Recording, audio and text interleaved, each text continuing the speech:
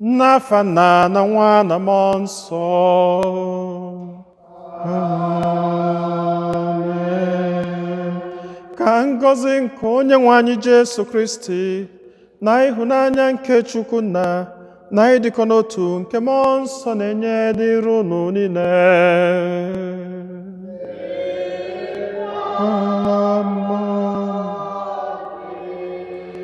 Ụmụnne m na Kristi, tata bụ ụka nke ise n'oge emume nke Lent.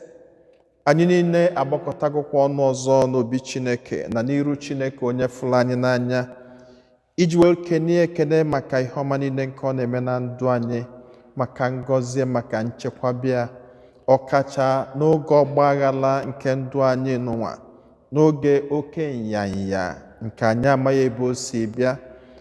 Anyị ma na n'ime ọgbaghara anụnwa na Chineke nọnyere anyị, na Chineke na-afụ anyị, na Chineke ga-azọpụta anyị. Ya bụ ka anyị na-ekele Chineke maka ihe ọma nke ọ na-eme na ndụ anyị, ka anyị na-ewelụkwazi onwe anyị, na-ewele ezinụlọ anyị, na-ewele ọpụpụ anyị niile, na-ewele mbata anyị niile na-erunye n'aka anya bụ Chineke, na-ewelụkwazi ụmụntakịrị anyị ebe ha nọ na-erunye n'aka Chineke, na-ayọ Chukwu ahụ onye fụrụ anyị n'anya, onye anyị na-efe ofufe, ka ọ nọnyere anyị, ka o chekwaba anyị, ka ọ dọpụta anyị n'agbụ nke nyanya n'ụwa, ma duzie anyị n'ụzọ kacha mma nke aṅụrị ga-eji wee bụrụ nke anyị. Anyị na-echetakwa n'ụzọ pụrụ iche ndị otu anyị, ndị nọ n'iru ya bụ ọgụ, ndị nọọsis, ndị dọkịtọs, ndị niile na-alụ n'ụlọ ọgwụ, na ndị niile nwere ụmụnne ha ndị na-aya ya bụ nyanya, na ndị otu anyị ndị na-ayọkwazi ya bụ nyanya, na-erunye ha niile n'aka Chineke, na-ayọ ka Chukwu ahụ onye fụrụ anyị n'anya bịa tie ndị a niile aka n'obi ma nọnyelụ ha. Anyị nwezila ọtụtụ ebumnobi ndị ọzọ, ka ịrụnatazia na isi a na-arụnye Chineke ebumnobi ndị ahụ niile. Ụmụnna, ka anyị kwado onwe anyị nke ọma maka nnukwu emume nke Yukarịstị anụnwa site n'ikwupụta nje anyị. Ekwupụta m ngwa Chineke ji ike niile na ụmụnna m na-emehiela m nke ukwuu site n'echiche na okwu n'omume, na site n'ịrapụ ezi omume kwesịrị na m ga-eme, site na mmehie m, site na mmehie m, site na mmehie m nke kasị ukwuu, nye ka m ji ayọ Maria dị ngọzi, Virgin ọgbọ, na ndị mmụọ ọma, na ndị nsọ niile, na ụmụnna m, unu rịọbara m sebụrụwa Chukwu anyị ayịyọ, ka Chineke ji ike niile mere anyị ebere, gbaghara anyị njọ anyị, duru anyị na ndụ ebebe.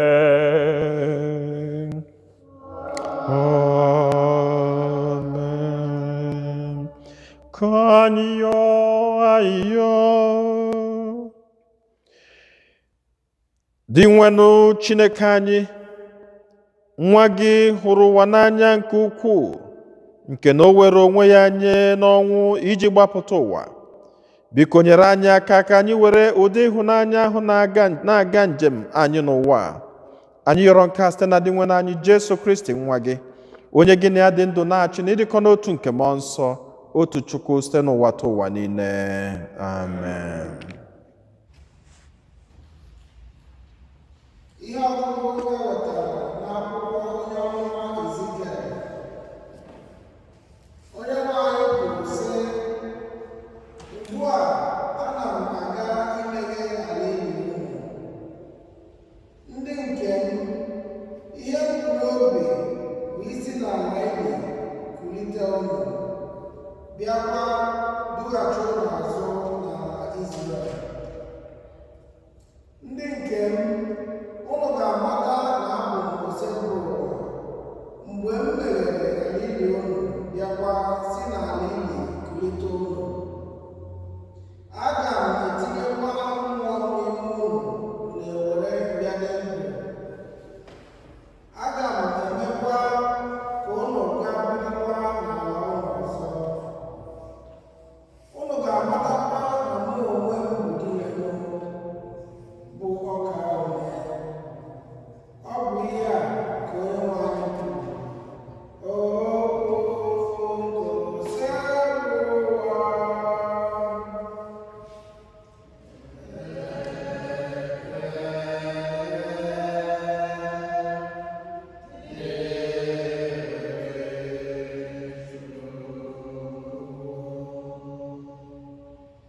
Ebere na uju mgbapụta dị n'ebe Onyenwe anyị nọ. Ebere na uju mgbapụta dị n'ebe Onyenwe anyị nọ. Onyenwe anyị, site n'anya mmiri miri emi ka m si akpọku gị. Onyenwe anyị, nụrụ olu m. Biko tọọ ntị n'ala, nụrụ olu akwa m ji arịọ gị arịrịọ. Ebere na uju mgbapụta dị n'ebe Onyenwe anyị nọ. Onyenwe anyị, ọ bụrụ na ịhụwacha mmehie anyị ọma, Onyenwe anyị, ọ bụ onye ga-afọ? Ma n'ebe ị nọ ka a na-achọta mgbaghara. N'ihi ya ka m ji akpọrọ gị isi ala. Ebere na uju mgbapụta dị n'ebe Onyenwe anyị nọ. Mkpụrụ obi m na-eche Onyenwe anyị, atụkwasara m obi m n'okwu ya. Mkpụrụ obi m na-achọ Onyenwe anyị karịa otu onye nche abalị si eche chi ọbụbọ. Ka onye nche abalị chebe chi ọbụbọ, bụ Izrel chebe Onyenwe anyị.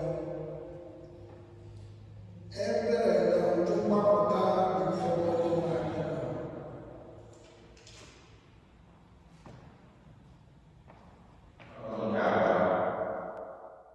Ihe ọbụla ewere n'akwụkwọ ozi Pọl dị asọ dere n'iru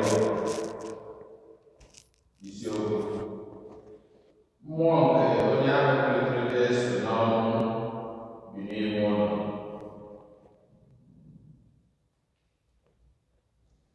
Ndị na-ebi ndụ irubere anụ ahụ n'isi apụghị ime ihe na-amasị Chineke. Ma otu ọ dị, unu onwe unu anaghịzi ebi ndụ dị ka anụ ahụ si chọọ, kama ọ na-adị ndụ dị ka mmụọ nsọ si chọọ, ma ọ bụrụ na mmụọ nke Chineke na-ebi n'ime unu n'eziokwu. N'ihi na onye ọbụla na-enweghị mmụọ nke Kristi abụghị onye nke ya. Ma ọ bụrụ na Kristi dị n'ime unu, ọ bụ ezie na ahụ unu nwụrụ anwụ n'ihi mmehie, ma mmụọ nsọ ga-enye unu ndụ n'ihi na Chineke agụnyewo unu na ndị ezi omume. Ọ bụrụ na mmụọ nke Chineke, onye ahụ mere ka Kristi si n'ọnwụ bilie, bi n'ime unu. Onye ahụ mere ka Kristi si n'ọnwụ bilie esitekwa n'aka mmụọ nsọ ya nke bi n'ime unu. mee ka ahụ unu nke bụ onye nwụrụ anwụ dịrị ndụ. Okwu nke osebụrụ. Ekene dịrị Chukwu.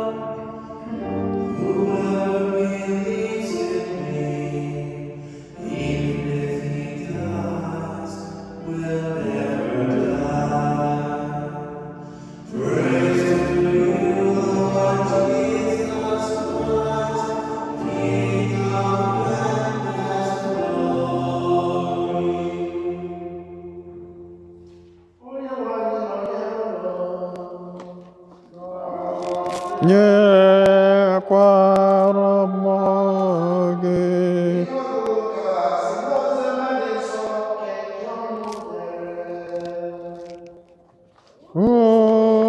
Otuto dịrị gị.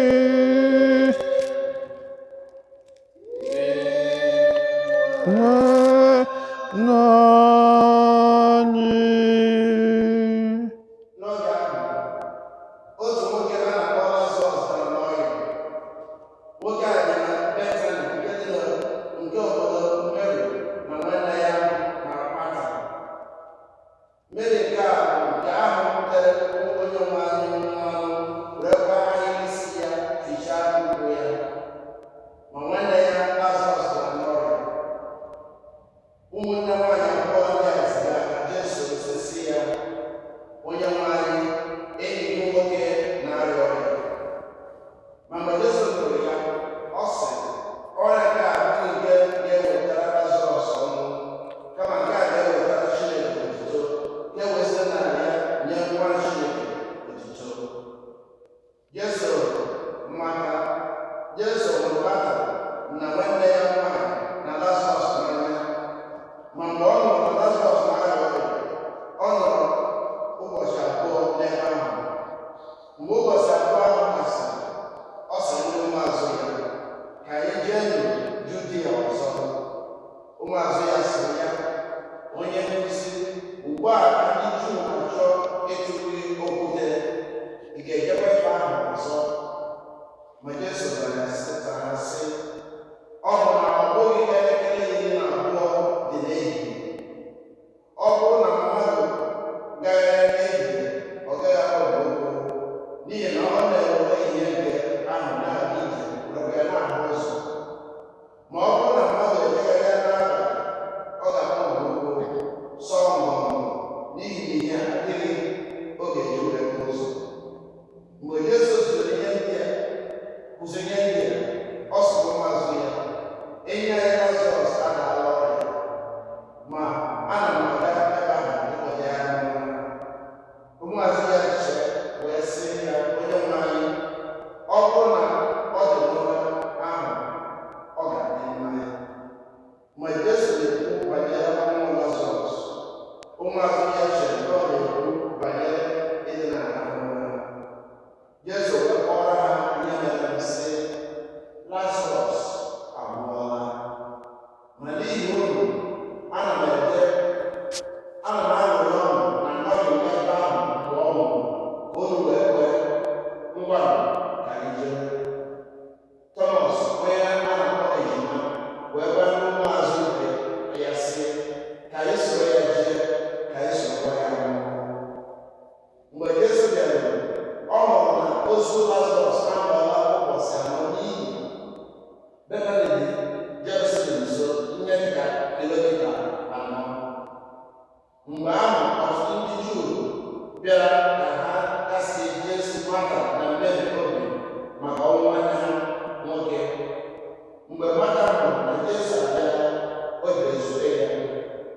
Mary nọdụrụ n'ụlọ, nwata wee sị Jesu, onye nwe anyị, ọ bụrụ na ị nọ ebe a, nwanne m nwoke agaghị anwụ. Mama na ọ bụ ugbu a Chineke ga-eme ihe ọbụla ị rịọrọ n'aka ya. Jesu wee sị ya, nwanne m nwoke ga-esi n'ọnwụ bilite. Mata sị ya, ama m na ọ ga-esi n'ọnwụ bilite na mbilite n'ọnwụ n'ụbọchị ikpeazụ. Jesu wee sị ya, mụ onwe m bilite n'ọnwụ na ndụ. Onye ọbụla nke kwere na m asịgodị na ọnwụnwa m ga-adị ndụ ọzọ. Ọzọkwa onye ọbụla nke na-adị n'okwukwe na m agaghị anwụ ruo mgbe ebighị ebi. I kwere nke a? O wee sị ya, ee onye nwe anyị, ekwere na Igbo Kristi ahụ bụrụkwa nwa Chineke, onye nke na-abịa n'ụwa ọzọ. Oziọma gosi n'ụwa. Otito dịrị gị, Kristi.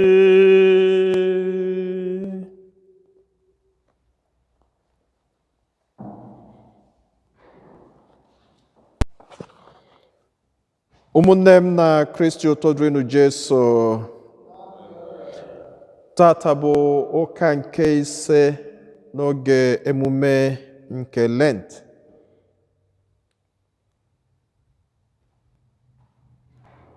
Tata kwazi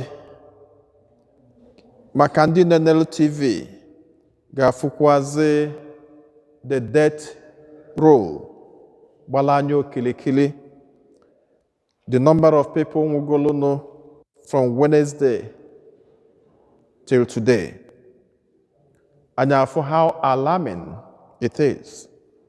Now, even driving from my house to St. Fortunata, that takes me like 30 minutes because of traffic.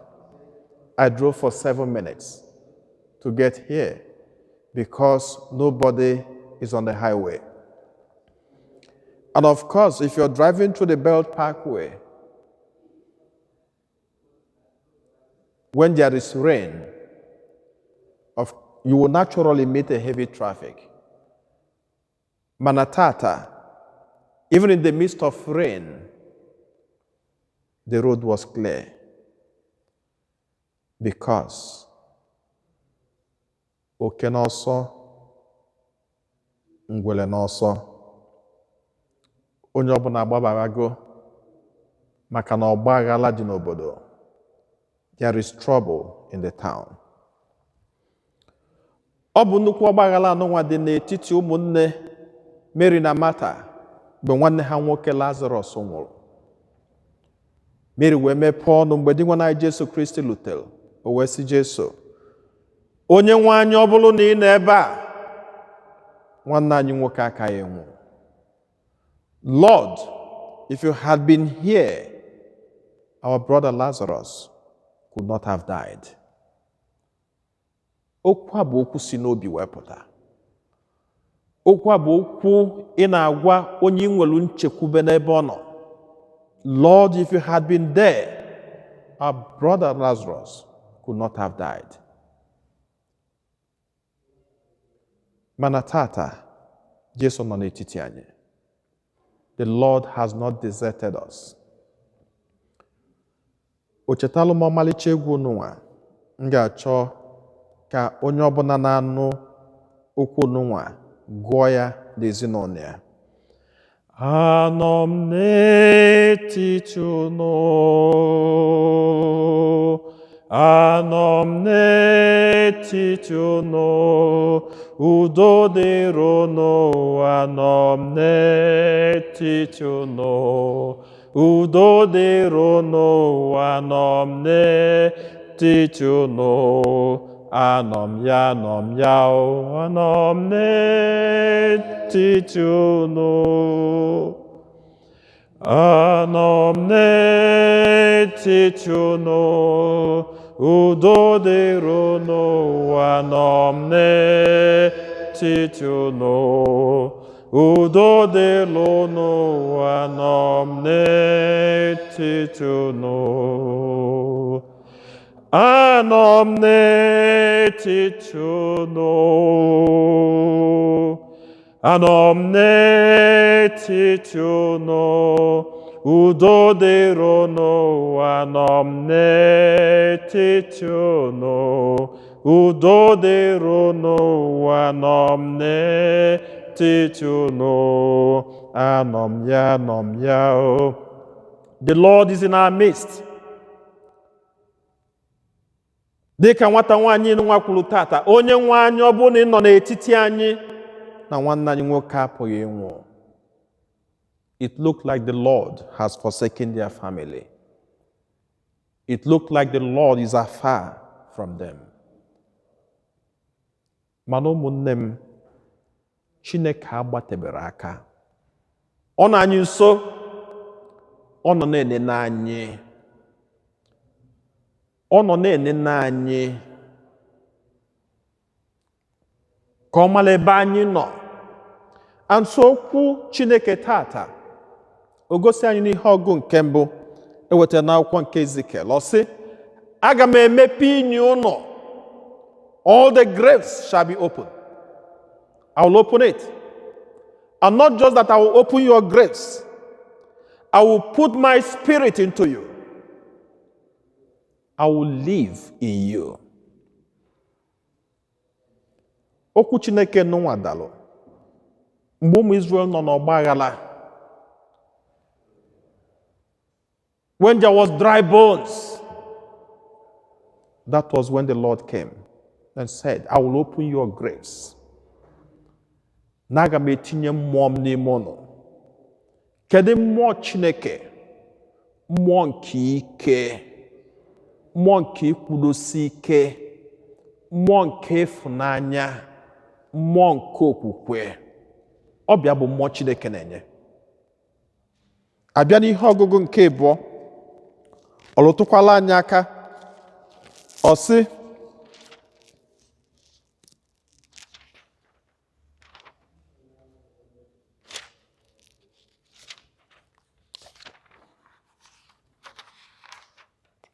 Ọ sị, those who are in the flesh can never please God.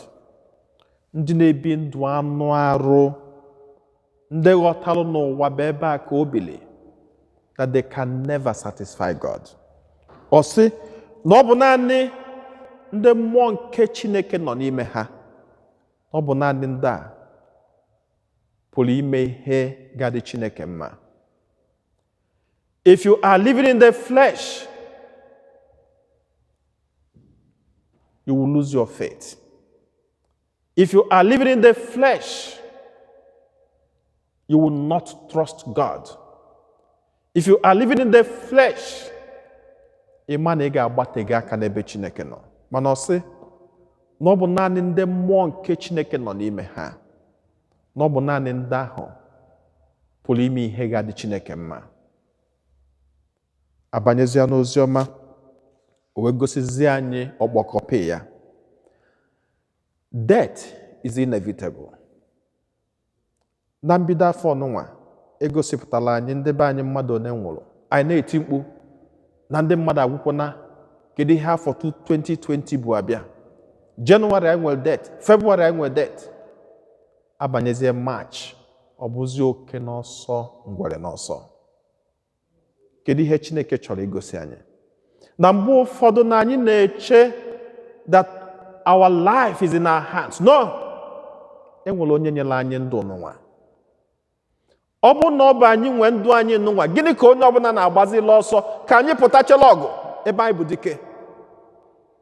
Mana Chineke chọrọ igosi anyị na ọ bụ ya na-enye ndụ, na ọ bụ ya na-enye ọnwụ.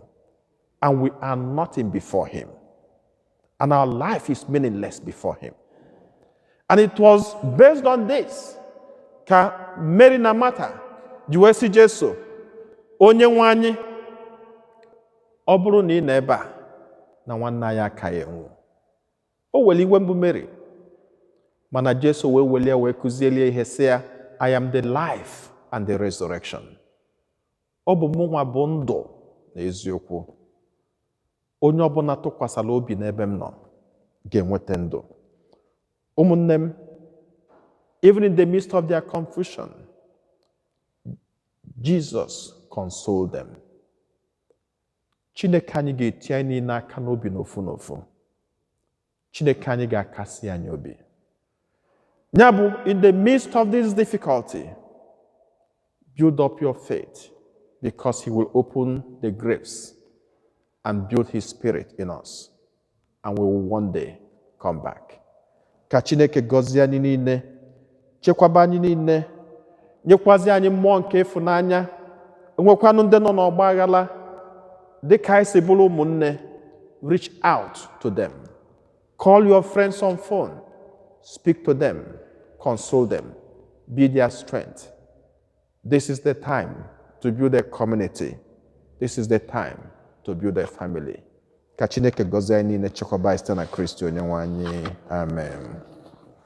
Onye mere eluigwe na ala, ihe juru a na-ahụ anya na ndị anaghị ahụ anya, ya na otu Onyenwe anyị Jesu Kristi, so otu nwa Chineke bụ nna m bụ Chukwu ụwa tụrụ n'ime, Chukwu si na Chukwu, ihe si n'ime, ezi Chukwu si ezi Chukwu, amụrụ ya bụ eme ihe eme, ya na nna bụ otu ihe n'ihe a ji bụrụ Chukwu, onye si na ya mee ihe juru, onye maka ihe anyị bụ mmadụ, na maka ihe nsọpụrụ anyị si na ihe bụ gbadata, were ahụ na Virgin Mary, site na mmụọ nsọ, ọ bụrụ mmadụ, abịa gbogbo ya n'obe n'ihi anyị, n'oge ọchịchị Pontius Pilate, ọta ahụhụ, ọgwụgwọ elie ya. Mgbe o bilitere n'ụbọchị nke atọ ka akwụkwọ nsọ si, ọ nọdụrụ n'eluigwe, nọdụ n'aka nri ya. Ọ ga-abịaghachi ọzọ n'ebube ya, ikpe ndị dị ndụ na ndị nwụrụ anwụ ikpe. Onye ọchị ya na-ekweghị njedebe, ekwe na mmụọ nsọ onye nwanyị na-enye ndụ, onye si na nna na nwa pụta, onye a na-esepụrụ etu ụfọdụ ya na nna na nwa, onye si na ndị ahụ ukwu, ekwe na otu nzukọ nsọ ka ndị na apọstọl, ekwupụta m otu baptizim nke mgbaghara njọ. Ana m atụ anya mmelite mmanụ ndị nwụrụ anwụ na ndụ ụwa ga-abịa. Amen. Ekpere nke ndị nkwenụrụ ihe anyị ga-aza bụ onye nwe anyị rụrụ anyị anyị. Chineke nna dị ebere ndị ịfụnanya, anyị na-erunye nzukọ nsọ gị n'aka gị, bido na nna anyị Pope Francis, ndị bishọp na ụkọchukwu, ọkacha ndị ụkọchukwu na ndị bishọp ndị butegoro ọya mbụ maka coronavirus. Ka gị bụ Chineke were ọgwụgwọ nsọ gị setịpụtara ha, anyị alụgide nwere anyị. Ka anyị kpekwazị ekpere maka ndị ụka niile, ndị ụka ndị Igbo ebe nwere ha, ndị ụka St. Fortunata, ndị ụka St. Paul, ndị ụka St. Clement, na ndị Igbo niile nọ na New York ụwa, na ndị Igbo niile nọ na Amerịka ụwa. Ka Chineke onye fụrụ anya n'anya etinye onye ọbụla aka n'obi, wepụ mmụọ nke ụjọ n'ime anyị, ma were mmụọ nke ike ya kọnye n'ime anyị. Anyị adịghị nwere anyị.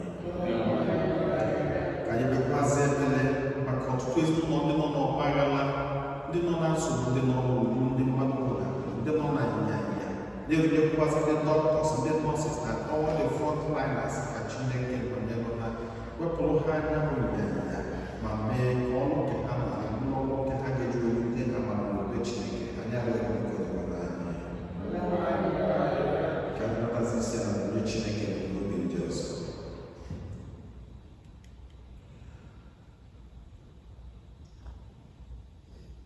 Onye nwe anyị, anyị rụnyekọrọ oke ibu n'obi anyị, anyị nwere nchekwube na ị ga-aza ya anyị, ma bụrụla anyị mkpa anyị karịa ka anyị na-enye site na Kristi onye nwe anyị.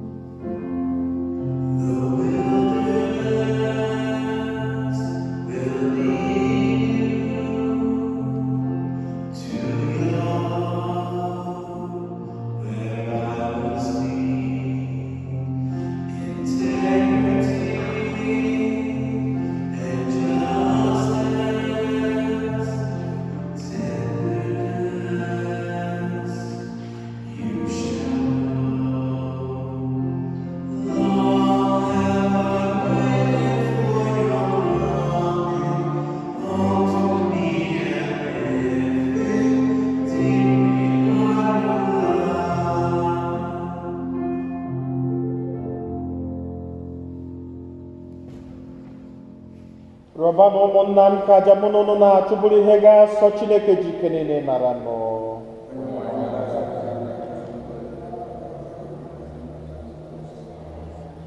Onye nwe anyị nna ji ike niile, inyela anyị amamihe ndị otu Kristi, biko chee ntị nụrụ ekpere anyị bụ ndị ezinụlọ gị ji akpọkụ gị, mee ka aja nke a anyị na-achụnyere gị wetara anyị ịdị mma n'ihu gị. Anyị yọrọ nke a site na Kristi onye nwe anyị. Onye nwe anyị na onye n'ụlọ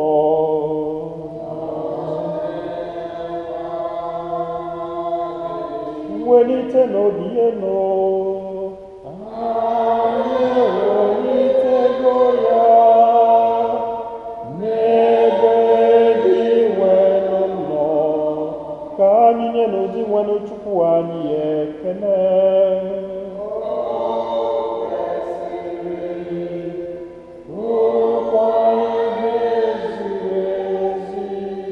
O kwesịrị ezi bụrụkwa ihe ziri ezi bara uru na-azọ ndụ na anyị ga-enye gị ekele oge niile na ebe niile. Onye nwe anyị nna dị nsọ, Chineke ji ike niile, onye ji ụwa tụ ụwa, si na Kristi gị nwe anyị. Ọ bụ mmadụ ezie onye kwara akwa mmadụ niile, were ihe omimi dị nsọ kpọbata anyị na ndụ ọhụrụ. N'ihi nke a, igwe ndị mmụọ ọma niile na-esekpụrụ ebube eze gị, na-aṅụrị ọṅụ n'ihu gị ebighị ebi. Anyị na-arịọ ka ikwe ka anyị tiekọta olu anyị na nke ha, were umeala na-eto gị na-asị: Nsọ, nsọ, nsọ, osebụ ụwa Chineke nke igwe ndị agha, ebe gị jupụtara eluigwe na Hozana n'elu kasị elu. Ọ dị ngọzi bụ onye bịara n'aha Onyenwe anyị. Hozana n'elu kasị elu. Nna ịdị nsọ, ezie sọ gị na-edo ihe dum nsọ. Anyị na-arịọ ka ido onyinye ndị a nsọ site rukwasa ha mmụọ gị, ka ha wee ghọrọ anyị arụ n'ọbara nke Onyenwe anyị Jesu Kristi, onye bịara tupu edunya n'ọnwụ, nke o jiri aka wee nara o were achịcha nye gị ekele na otuto, nyawa ya, nye ya umeazụ ya, sị: naranụ nke a, rienụ ya unu niile, nke a bụ arụ m nke a ga-eburu nye maka ụnụ.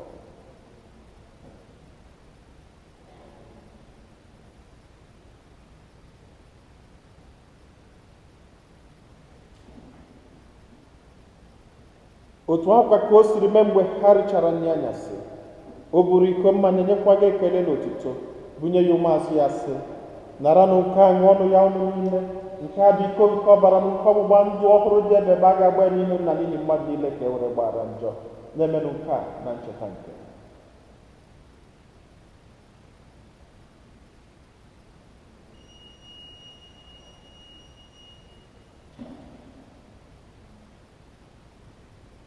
ka anyị kwupụtanụ n'ihe omimi nke okwukwe anyị na-eme ugbu a.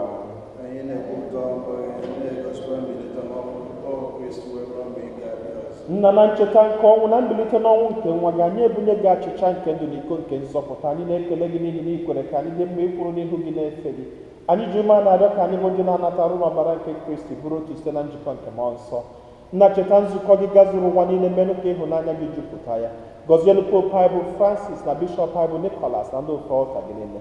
Chetakwa ụmụnna anyị ndị ji okwe wee gaa n'ezumike nke ọnwụ, gbabata ha na ndị ọzọ niile nwụrụ anwụ n'ihe nke ebube gị. Biko meela anyị niile ebere, ka anyị soro Virgin Maria dị ngọzi, nne nke Chukwu, na ndị apọstọl na ndị nsọ gị niile, ndị mere uche gị na wee keta ndụ ebebe. Ka anyị sorokwana ha na-eto gị, na-edo gị ebube site na Jesu Kristi nwa gị.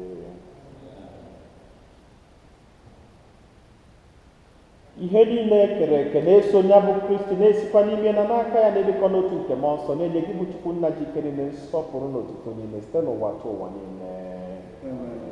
Nna anyị nọ n'eluigwe, dodere afa gị, eme uche gị n'ụwa ike esi eme ya n'eluigwe. Nye anyị tata n'ikpe ụbọchị anyị, gbara anyị mmehie anyị dịka anyị si gbara ndị mehiere anyị. Ekwela ka anyị kwere na nranye, ma zọpụta anyị n'ajọ ihe. Zọpụta gị, anyị na-arịọ gị, osebụwa n'ajọ ihe niile. Were ebere nye udo n'oge nke anyị site n'inye aka ebere gị, ka zọpụta anyị niile na njọ oge niile. Anyị were gbanahụ nsogbu niile, were nchekwube dị nsọ, na-atụ anya maka mbịaghachi nke onye nzọpụta anyị Jesu Kristi. Onye nwe anyị Jesu Kristi, onye gwara ndị apọstọl gị: udo ka m na-arapụrụ n'udo nke m ka m na-enye unu, elekwana anya na njọ anyị, kama lekwasị anya n'okwukwe nke nzukọ gị.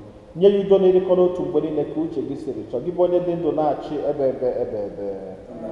udo nke ose bụ ụwa dịrị unu mgbe niile.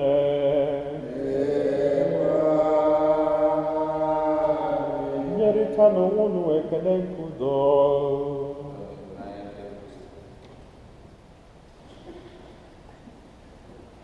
Nwa atụrụ nke Chukwu, onye na-ekpochapụ njọ nke ụwa, meere anyị ebere. Nwa atụrụ nke Chukwu, onye na-ekpochapụ njọ nke ụwa, meere anyị ebere. Nwa atụrụ nke Chukwu, onye na-ekpochapụ njọ nke ụwa, nye anyị ebere.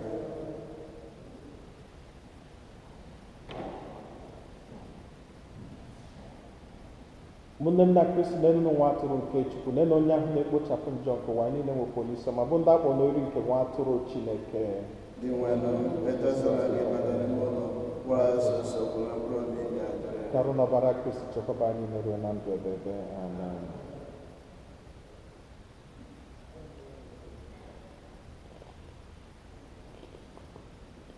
An act of spiritual communion.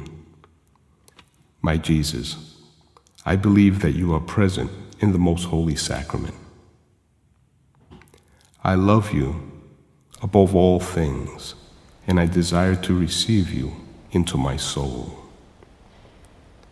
Since I cannot at this moment receive you sacramentally, come at least spiritually into my heart. I embrace you as if you were already there, and unite myself wholly to you. Never permit me to be separated from you. Amen.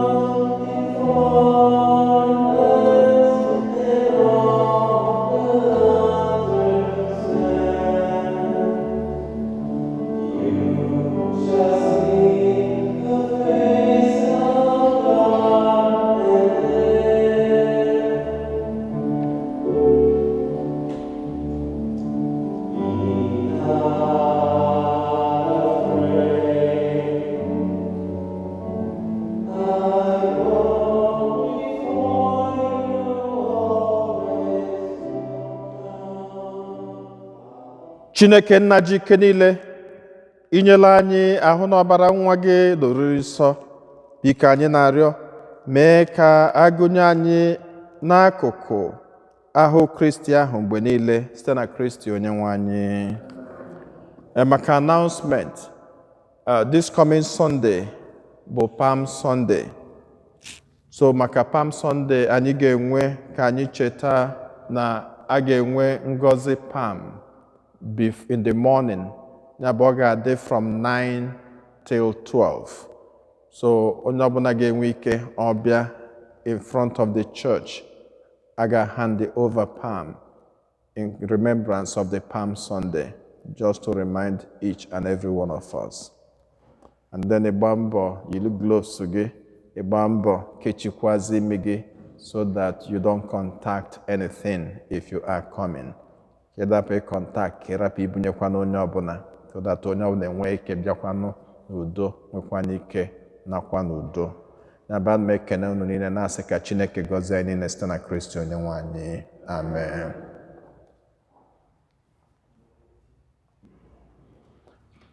Onye nwe anyị nọnyere unu.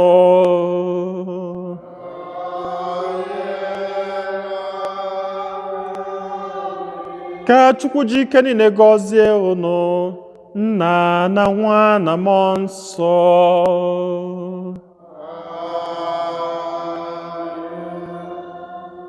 Mabanu misa gwụsịgo.